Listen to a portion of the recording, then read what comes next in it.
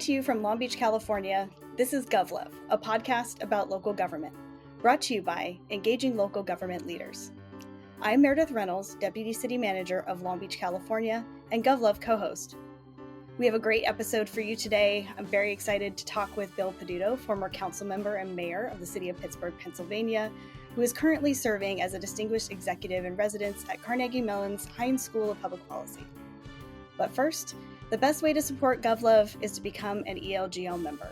ELGL is a professional association engaging the brightest minds in local government. Check us out and learn more about membership at elgl.org. Now let me introduce today's guest. William Peduto served as Pittsburgh City Council member and then mayor of Pittsburgh, Pennsylvania from 2014 to 2022, where he spearheaded efforts to modernize Pittsburgh's infrastructure, attract tech, medical, and green industries, and worked to address the city's historical environmental challenges. During his 8 years as mayor, Bill helped position Pittsburgh as a national leader in sustainability and urban renewal while prioritizing equity and progressive governance. During his tenure, he also inherited a financial and pension crisis, overhauled the city's water authority to avert a lead crisis, and led the city through the double crisis of global pandemic and national racial reckoning after the murder of George Floyd. His legacy is one of forward-thinking leadership that has redefined Pittsburgh's role in the 21st century. Bill presently serves as a distinguished executive in residency at the Heinz College of Information Systems and Public Policy at Carnegie Mellon University, and is president of Savient Innovation, Inc., a transatlantic consulting firm working at the crossroads of post-industrial economic development, sustainability, and addressing hate, extremism, and polarization. So, Bill, welcome to GovLove. Thanks for joining me. Yeah, it's great to be a part of a 8-year tradition. Thank you. Now, we're excited to have exciting guests like you on our show. Thanks. So we'll start today. We're going to have a little bit of fun. So we start with our lightning round. We have 4 questions here for you. A couple are Pittsburgh specific, so you can put on your thinking cap. What was the first music album that you owned? It was when I got my tonsils out in 1971, and my brother Tom went to a garage sale and bought me Meet the Monkees. Very fun. Awesome. All right. What's one notable book you have read that you recommend to others? Well, I've just started it, and it's called The End of Everything, and it's written by a theoretical astrophysicist about the 5 different science-based ways that the universe will end. And what I'm told is that it isn't dark. It sounds dark, but it's done with humor and a lot of science. So I don't ask me which one I prefer because I haven't gotten that far, but it's been entertaining so far. Nice. Did somebody recommend that to you, or did you just find it by cover? Yeah, on a radio show that was the discussion was on dark matter. And as they were talking about dark matter, they started going into astrophysics, and then they talked about this book, and I said, oh, I should try it out. Nice. All right. So a little bit about Pittsburgh. What is your go-to restaurant or food in the city? I like a lot. What's great about Pittsburgh is there's a lot of Eastern European food. Mm-hmm. I'm not going to pick one favorite, but I will say that I am fond of Hungarian food. Nice. Okay. Do you have a favorite Hungarian dish? Transylvanian goulash. Okay. I have never tried that. I should try that next time I'm in the city. My buddy, I sent him a link. I Googled it for him, and he's making it himself now. Oh, yeah, so bring some over for you every time he makes it, right? That's the rule. Yeah. All right. What is one place you enjoy that you'd recommend others visit while in Pittsburgh? A lot of people come here and they immediately go to the Andy Warhol Museum, mm-hmm. But they don't realize that right down the street's another world-class museum called the Mattress Factory. Yes. And it is a little bit off the charts, but it is a true international gem that many people don't know about. Very good. Well, we have to have our readers go visit the Mattress Factory in Pittsburgh, and I've been there as well. That's a great one. Very good. Well, thank you for playing our lightning round. We'll get us started with our questions here. So you have quite the career in public service, and so wanted to kind of go back to the beginning. What is your public service origin story?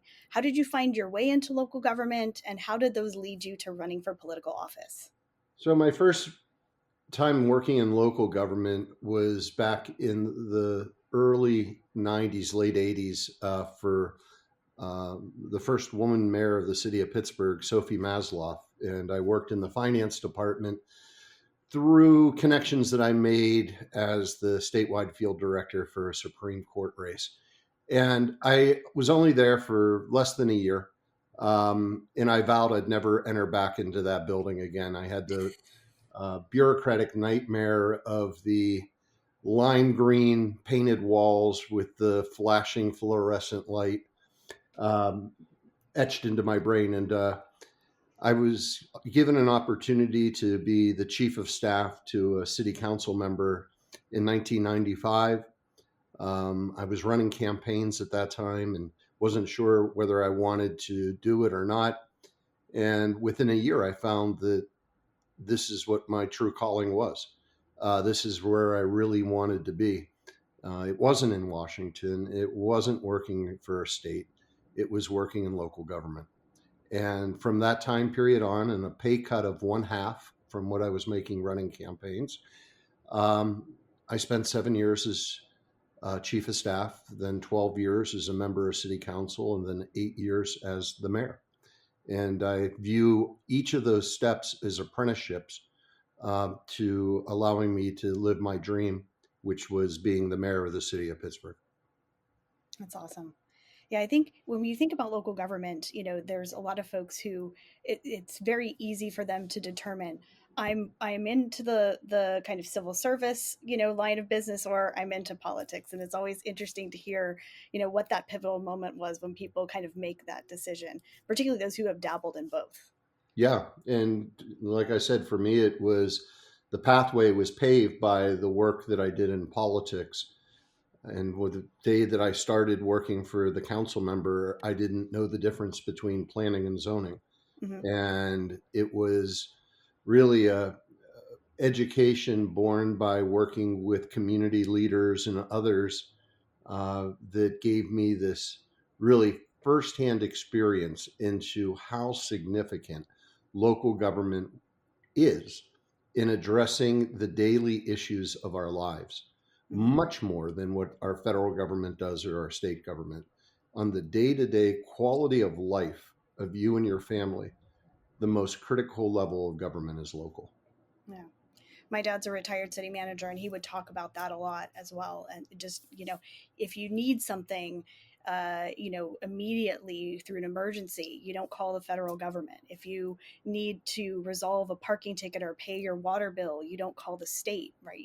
There's people who serve on that local level that make a big difference.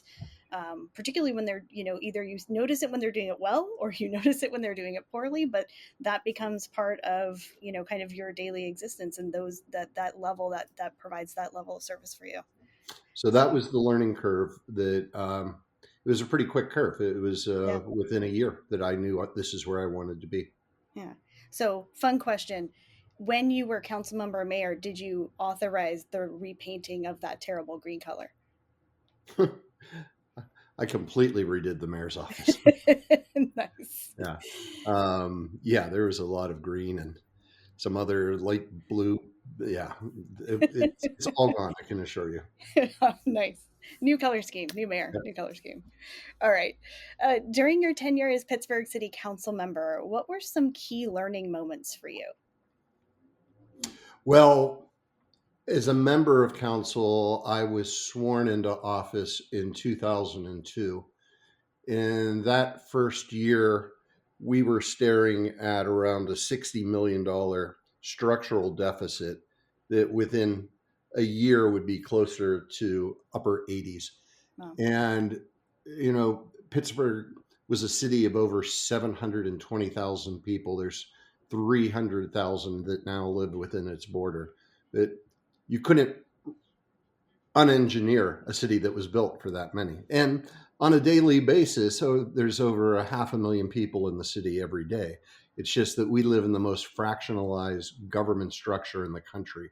For 1.2 million people in Allegheny County, we have 130 governments. Yeah. 130 governments for 1.2 million. I absolutely remember that when going to Carnegie Mellon for grad school and being a student of local government and just thinking, what? Yeah. And not only that, but you're going to build a Burger King, and the exit driveway and the exit driveway are in two separate townships. I grew up literally watching. I was right on the border of two townships, and I would watch as the one would drive down my street after a snowstorm with their plows up because it wasn't part of their, but they had to get to the other To the street. other side. Yeah. So anyways, recognizing that financial challenge in my first year, I pushed for something called Act 47, which was a state act that basically allowed post-industrial areas of Pennsylvania to hit the reset button. And it was controversial because it basically said that Pittsburgh was bankrupt. But we had a greater debt ratio than New York City's when it went bankrupt. We had a debt ratio of over 20%. So over $1 out of $5 just went to paying off the credit card every year. Mm-hmm. There was not one police officer kid. We had no reserve fund. Our rating went down to junk bond status. Yeah. So I really put a priority on the city's financial health, and I helped to write that first 5-year plan for the city. The second 5-year plan, I was the finance chair, and I was an architect of where it would take us. And then in the third 5-year plan, I was the mayor. So I really had this incredible opportunity from the cusp of bankruptcy to the highest bond rating since the steel industry collapsed of righting the ship. And I have great pride in that, but that was born through that learning experience of being in city council. Had I come in as a state rep, I would never have understood all the peculiar needs of each of the departments and how to survive with, for a couple of years, not even having a capital budget. So austerity became a fundamental part of our administration of mayor based upon the learning experiences of city council. Wow. Yeah, walking into something like that, where it feels so dire, and without a backstop, right, is that pretty would be a significant. constant drumbeat throughout our administration, because as soon as we came in, the pension fund was then under 50% funded, and by Pennsylvania state law, it then gets taken over by the state. Mm-hmm. And we did everything we could to avoid that. So we reduced our assumption rate, even though that meant that we would have to put more money in. We went beyond our minimal standard of what every year we should put in by tens of millions additional dollars. We brought in a brand new investment consultant in order to be able to maximize the returns. And within 8 years, the fund was funded over 70%. But then we were dealing with the water crisis, and we had lead levels that were comparable to Flint, Michigan.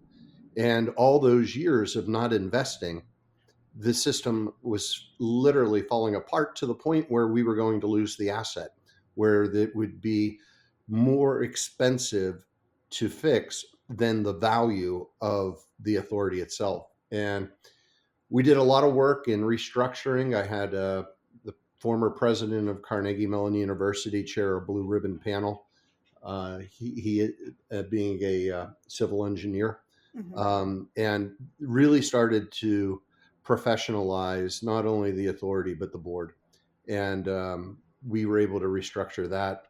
And then right after that, the horrific event at Tree of Life that took 11 of my neighbors' lives simply because of the way they prayed in their synagogue. And then the COVID, and then the the reactions to the murder of George Floyd. And so it was a roller coaster. Yeah. But again, I had already ridden the coaster in the middle seat as a member of city council. Mm-hmm. So, and I was only able to deal with that experience of city council because of the 7 years as a chief of staff. Yeah. So I felt very blessed in order to be able to guide a city through very challenging times. Yeah. Well, and there's some consistency there as well, right? So you have this, long career as a council member, informed by being a chief of staff, and a lot of things to be able to offer as you transition into mayor. Were there some? What was so different for you about being mayor versus council member? I can imagine what Hardest those things thing. might be, but My brother actually warned me about it, and I just said, yeah, whatever. He said, the British have a good system. They have a king and they have a prime minister. And the king goes and he cuts ribbons at grocery stores, and the prime minister runs the country. You hired a really good chief of staff. Let him do his job. And what he was afraid is that I would want to have my hand on the steering wheel constantly. mm-hmm. And he was absolutely correct. As a council member, you can do that. Yeah. And you can know about every debate in your district. You can know which neighbors hate each other because the tree's growing over into their yard and the berries are falling and the birds are coming. And you can get into that minutia. As the mayor, you cannot. You have to be able to manage the people who deal with that. You have to hire very competent people and trust them. And you have to be able to be the person that says, we're going left, not right. We're going up, not down. And when the question comes at a pivotal point where that person comes back to you and says, hey, boss, what do you want to do? You have to not be afraid of being wrong. You have to, nobody bats 1,000. And if you are going to be the mayor, you're going to be wrong a lot. So I would say that was the biggest learning curve, is that I hired incredibly professional people, and I had to learn that they're smarter than me, and I had to go in the back seat. And if you ever have the opportunity to hire somebody and you don't hire somebody who's smarter than you, then you wasted that opportunity. Yeah. We did a lot of that with our recent recovery efforts, and I looked for all of those people because being in charge of something with that amount of responsibility, you need to have a great backstop of folks. And there's so many talented individuals out there with unique lived experiences that offer, great perspectives in addition to just their skilled technical talents, which was for me in that role felt like a really good synergistic team. And when you have one, you have one. So what we did is we partnered with the Heinz endowments, and we created something we called Talent City. And Talent City was the first time in American democracy where all of the chiefs and directors would be vetted by the community. And we did a national scale scope for all of these positions. Some came from within. Our planning director came from Seattle, where he was the planning director of Seattle and was the planning director for Manhattan. Our police chief came from Madison, Wisconsin. We had an incredible woman who created a new department called Innovation and Performance, who is ranked globally as one of the 30 under 30 women. We just had all of this different people coming from different walks of life, government, corporate, different areas. And we would open the process up so that there was a group of civic leaders in that area: public safety, architecture, design, IT.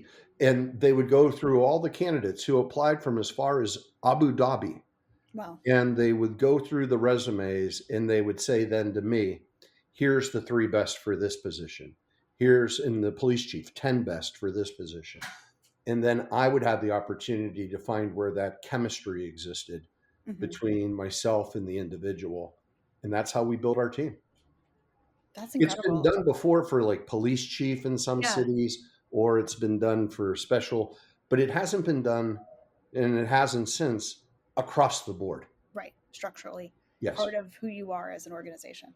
And I remember there was an old warhorse, former city council president, very good friend of mine, who said, "You're crazy. You're giving away power." And I remember telling my chief of staff at that time that quote, and he said, "Boss, anytime you can trade talent for power, take it." That's great advice. Very good chief of staff. Yep. He's now the president of the Pittsburgh Penguins. There we go. Succession planning for local organizations, right? Yep. So, as mayor, so much of what you do is public. But what are some of the small but meaningful individual accomplishments that are meaningful to you that nobody else really saw? There's one that comes to mind just when you said that. So we stole an idea out of Baltimore, because that's all good mayors really do, is they steal other good ideas and implement them in their city and cut the ribbon. Um, we dubbed it the summer of earn and learn, or I'm sorry, learn and earn. Mm-hmm. Learn comes first. And we had a summer youth employment program that hired about 100 kids, and they basically cut grass and painted fences. And we said, what if we open it up to PNC Bank and the University of Pittsburgh Medical Center and Duquesne University? What if we employed these kids all throughout the city and then raised the money so that we were able to pay them and the institutions wouldn't have to? Mm-hmm. Can we create those two types of partnerships? And we did. And in the first year, we took the number up to 600. Wow. In about 2 or 3 years later, we took the number to 2,000. And these are high school kids. And then we got to the point before COVID where every kid that applied for a summer job got one. And there was a young girl who I went to this presentation they did, and they did this play that they created. And this program also involved the arts and Mm-hmm. the working at like 3 different locations. And she came up to me afterwards and introduced herself.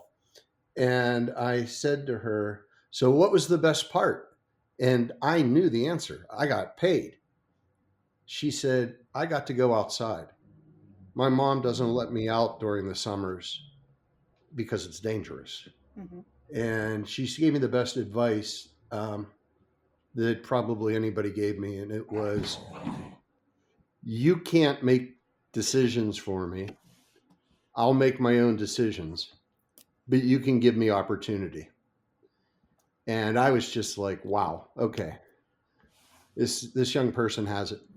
And I was notified before COVID that she was working at Target in high school. Mm-hmm. And then I found out a couple of years ago that she was a junior at the University of Pittsburgh. Something about access and opportunity, often the easiest thing to provide, This is a has that girl who ripple wouldn't effect. even go outside in the summer because it was too dangerous. Yeah. And she's going to be a college grad. So that one tears me up when I think about it. Yeah. Well, shout out to her. Yeah. And glad she was able to share that lesson with you. Not everyone is so honest with someone who's a mayor, right? Yeah. But kids have a way of doing that. Yeah. And the thing about it was, I wouldn't even have known about the college, except I was telling the story. And somebody came up to me afterwards and they said, "I know exactly who you're talking about. She's at the University of Pittsburgh." Oh, that's great. Great to see. Let's think a little bit more also about your team. So you talked a lot about, strong teams. What are some of the things that you were really proud of them for doing when you put them all together? There's a lot of really great examples that I can think of, but I'll let you Well, share. one of the things is that they still all get together and they're all still leading in Pittsburgh in so many different areas, and the fact that what we had went beyond just a workforce. It was a family. And I don't want to pick any in particular because there was so much. I mean, we were, I'll pick a couple in particular. Uh, worked with the Obama administration in order to eradicate veteran homelessness. Mhm. And in a population of slightly over 400 identified, not simply living in a tent, though some were, but living in their brother's basement where they had housing insecurity. We took Yeah. the number to less than 40. 90% uh, of the homeless veterans in Pittsburgh found homes. And we utilized VASH and other programs to guarantee rent payments. Um, Pittsburgh city government never dealt with homelessness prior to that. We would send a police officer out and say, you got to move, and then send a public works crew with a dump truck out. That was how we dealt with homelessness. We created an entire department within public safety that job was to work with communities that were being left behind, veterans, homeless, those suffering from addiction, where we had another epidemic uh, that is still around right now with fentanyl and heroin. And we saw the use of pills just going through the roof throughout our entire region and in West Virginia. And we built a team of people around it that prior to COVID and where a lot of governments now recognize that this is not a public safety issue, this is a public health issue. We had created a model. We looked at city government for the 21st century and said, okay, we have basically the same government that we had in 1950.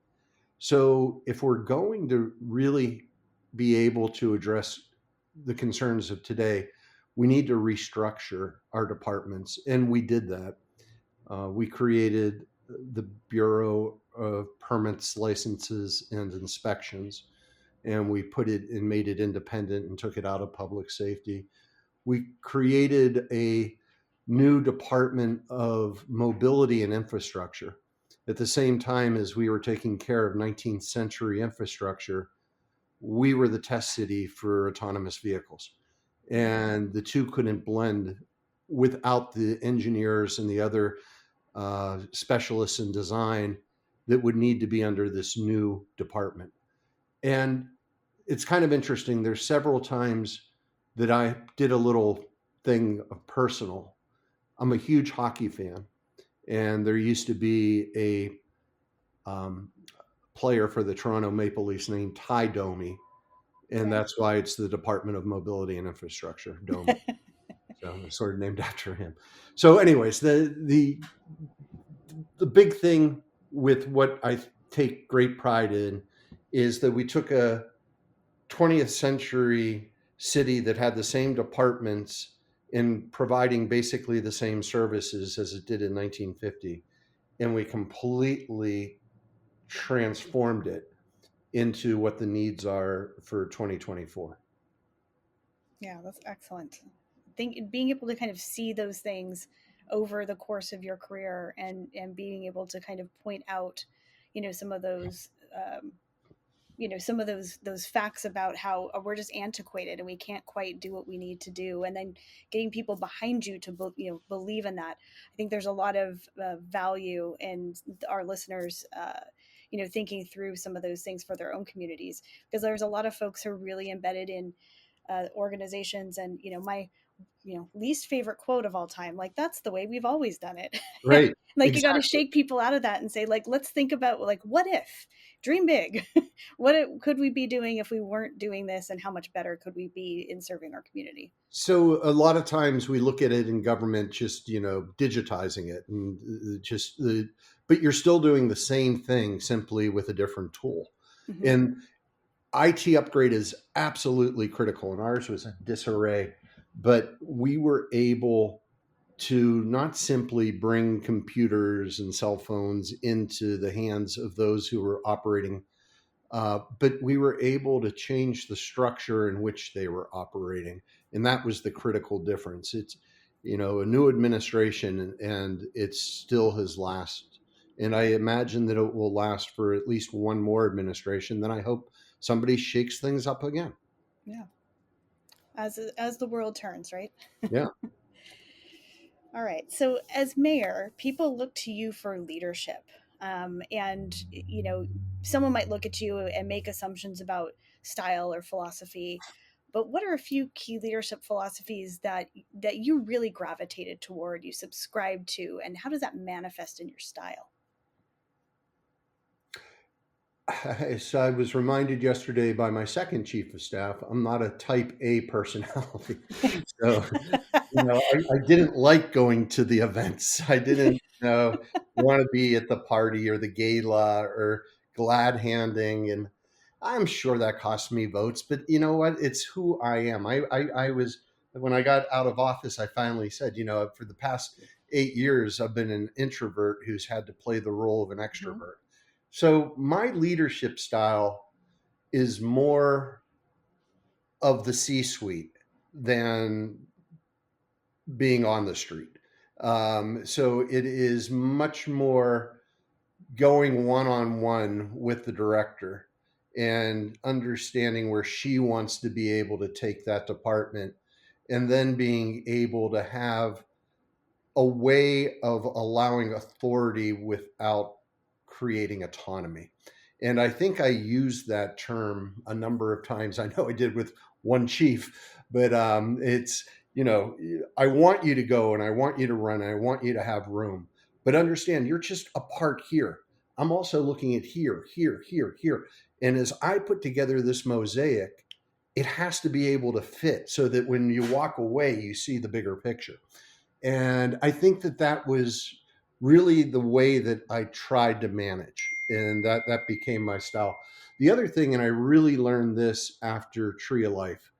I remember I was talking um, uh,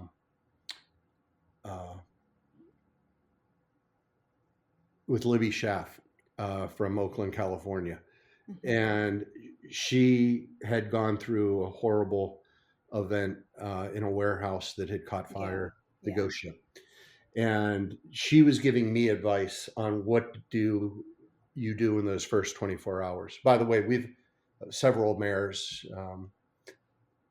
Parkland, um, uh, Orlando, Mhm. Dayton, Pittsburgh, and a few others, put together a pamphlet now. So every mayor in their desk has a 4-pager, what to do in those first 48 hours, and then a 100-page book, how to Yeah. basically help your city heal. And her advice to me was, you have to find your North Star. You have to find your North Star. And I remember thinking, okay, what is it that I make my decisions based upon? And with that, it was the families of the victims, and what they needed became the primary thing that I needed to do over those 48 hours and beyond. And I think that as I look back, I always had a North Star. Mhm. And I maybe didn't consider that. But when you're dealing with crises, you have to make decisions quickly and you can't second guess yourself. And when putting your decision making around what is the most important to you, you're able to stay on a path. And yes, it may take you down an area which you didn't want to go, but it will get you through it. And the other part of the leadership that I wanted to be able to sit, not I see not only through myself but through my chiefs and directors, Mhm. was sometimes you need to lift the oars. Sometimes you don't have to paddle twice as hard, and you just need to be able to let the river take you where it's going to take you, and you have to have faith. And that is something I think that you only really get to learn through loss. And I think that was a very important lesson for me personally, that I tried to have my people around me who were leading understand. Yeah. Well, those all sound very sort of human centered. And the fundamental reason a lot of us get into public service, right, is serving others and being there for others, particularly in a way that they need. And I Yeah. think that's so special about local government and the work that we do. Yeah, no, I tend to agree. I'm the believer that local government is what will save humanity. I I view that, it's only been, I don't even 600 years since we've had nations. Like Mm-hmm. we used to have city states and they're part of empires or whatever, but Mm-hmm. then we got into this wild conception of federalism. And so it's an experiment. But if you want to be able to solve migration, in which we're going to have to because of climate change, Mm-hmm. put a room full of mayors together. I'll take 48. I'll take 412. I'll take 30. And all of a sudden, you don't have a crisis. If you want to solve climate change, put a room of mayors together. I'll reduce my carbon footprint by 50% by 2035. In the competition between the cities, and it will change humanity. The major crises can't be solved with these gigantic governments, but they can be lessened at the local level. And the magnification of that can change the world. Yeah, I appreciate that perspective. Local government can change the world or save humanity. I like that. Gonna Yeah, I put think that we on the need that. quote. Add that to the We are quote list of definitely my in the office. lifeboat right now. Yeah, that's right. That's right. Well, as you think about your career, and you spoke about the young woman that made such a difference in your life, there's likely others out there, whether they're listening or they're considering a career in local government, or maybe they're either early in their career. What sort of advice would you give to these burgeoning young folks interested in local government? So it's sort of like the same advice I gave to young people who are getting involved in politics. Mm-hmm. You know, stop trying to be James Carville. Go door knocking. Put up yard signs. Hold a fundraiser. What I would say to people in local government who have that passion is don't make your 5-year plan to be the mayor. Learn, work in the different departments, get involved in your community organization and see what it feels like when City Hall says no, because they won't put the stop sign at that intersection. Get involved in local charity. Find out what it is that really makes you happy. It may be that you can help volunteer at the pet rescue center, or maybe it's at a food kitchen, whatever it is, get involved. Understand your city through the eyes of others and those that have needs greater than you. And then have that vision and that dream and take the positive steps forward in order to get there. Maybe your dream is to be a planning director, and maybe it might not be the city that you call home. But once you get that job, you can always come back home and probably get that planning commission or planning director job. So Yeah. be flexible in the way that you're wanting to get to your goals, and understand there's a reason that God made time. It's so we don't have to do everything at once. Yeah. We're resolute in the outcome and flexible in the methods, right? Yep. Yes, exactly. Yeah. Well, since your time in political office, you are now serving as a distinguished executive in residency at the Heinz College at Carnegie Mellon.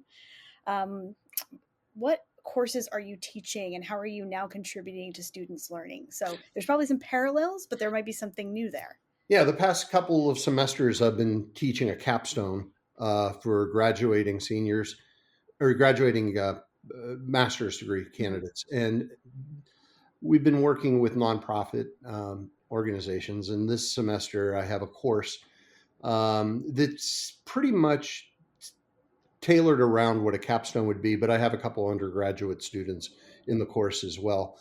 And we work as I tell them, I want you to think of yourself as a consulting firm. And the nonprofit that we're working with is your client. And your client's telling you exactly what they want, but you have intelligence. And I want you to use that as 70% of what your final project will be. And the creative part of it is what I really want you to focus on.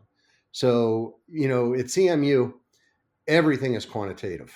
So they have to crunch all these different data sets and everything else. I like to think that I bring the qualitative to it and that I try to bring that human aspect that goes beyond the data analytics. And my students in the past couple of courses really have enjoyed it. So only in the beginning of this semester.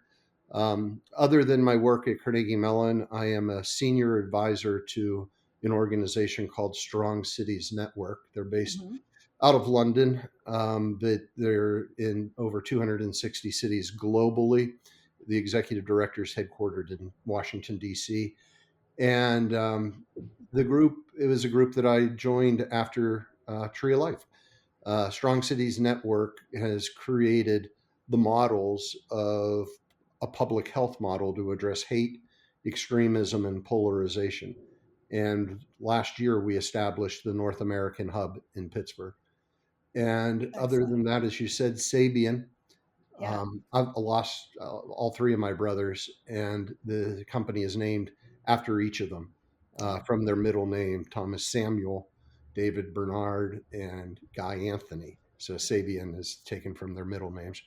And that work is just an opportunity for me to do nonprofit consulting on both sides of the Atlantic and really focus in on post-industrial areas on both sides of the Atlantic. So looking at these areas that are known for heavy manufacturing and extraction.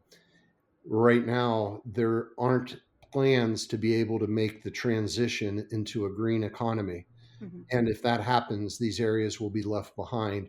And if that happens, we will begin to see more extremism, polarization, and hate in those areas and the erosion of democracy on both sides of the Atlantic. And I sort of came into this almost like a triangle, three areas of hate, uh, post industrial redevelopment, and resiliency in environment. Uh, by providence. It was nothing that I had planned, and really was when I got out of office working more on the corporate side. And it didn't take me long, probably about a year. Like it took me a year to love local government, to understand that I'm not cut out for the corporate side. Mm-hmm. I liked the money, but I didn't like the work. I felt Sure. like I was constantly doing sales, and I'm not good at sales. Yeah. So I have found this new area, and sort of like when I took that job for the city councilman, I Mm-hmm. took a pay cut, but I'm happy, and that's a good way to live life. It sure is. Well, and I think the where those topics intersect, Pittsburgh certainly is a good feeding ground for lessons learned about what a city looks like, shifting from a fossil fuel steel history into something that is kind of a shell of its former self, but in such a good way. Yeah, no Um, doubt. And I had a front row seat yeah. for all of that in my council district when I was a city councilman and a chief of staff. Included Carnegie Mellon University, the University of Pittsburgh Medical Center, West Penn Hospital, all of the critical infrastructure that became the economic rudder and engine for the rebirth of Pittsburgh. Yeah. And thinking about the people and the neighborhoods that are there, and being able for them to see a way forward and that they have a place in it. That's part of that consternation often when you have communities like this that are facing the loss of manufacturing, is not really being able to see or visualize what comes next. So Without a very, doubt.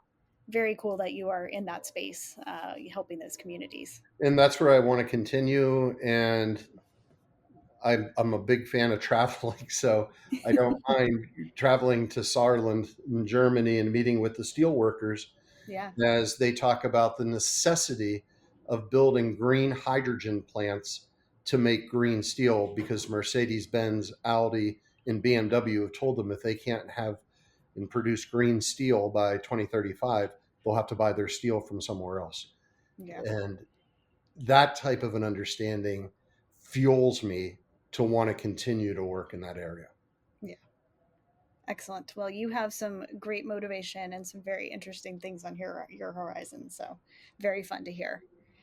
Bill, if you could be the GovLove DJ as we wrap up today, what song would you pick as the exit music for this episode? So, I was a DJ. I did not know in the that. 80s. Yeah. Tell me more. Music to go. My buddy John Barrett and I still have the vinyl. Very neat. I'm going local, and people wouldn't really know it, but if you really want to know what it was like to watch, well, let me put it this better. In 1979, I started high school, and the Pirates won the World Series. It's been a long time. Yeah. The Steelers won their 4th Super Bowl out of 6 years. Take that, Patrick Mahomes. And Pittsburgh died. The city died. Every community that had the word valley, like my high school, Chartiers Valley, you just watched as the people moved out. All of my friends that I grew up with had to leave to get jobs. My 3 brothers had to leave. There were no jobs. And you just watched main streets just get hollowed out. Yeah. And to be able to understand that poetically, there was, and still is, a great artist named Joe Grishecki. What a great Pittsburgh name, right? It is, yes. And Joe Grishecki wrote a song called Goodnight Steeltown, and the words of it resonate in every cell of my body. And one of the great pleasures of being mayor was, even though I had met Joe before, we became brothers. And I explained to him how much his music meant to me in getting through those rough times. Great song. I love it. Well, good night, Bill Peduto. Good night, Steeltown. Thank you so much for being on GovLove today. Pleasure having you on. Thanks. I'm going to go listen to that song. Very good. Enjoy. Thank you. All right. Subscribe to GovLove on your favorite podcast app. New episodes drop every Friday. If you are already subscribed to GovLove, go tell a friend or colleague about this podcast or share on social media. Help us spread the word that GovLove is the go-to place for local government stories. GovLove is brought to you by ELGL, Engaging Local Government Leaders. The best way to support GovLove is to become an ELGL member. You can reach us online at elgl.org/GovLove or at GovLove Podcast on LinkedIn, Instagram, and X. Thanks for listening. This has been GovLove, a podcast about local government.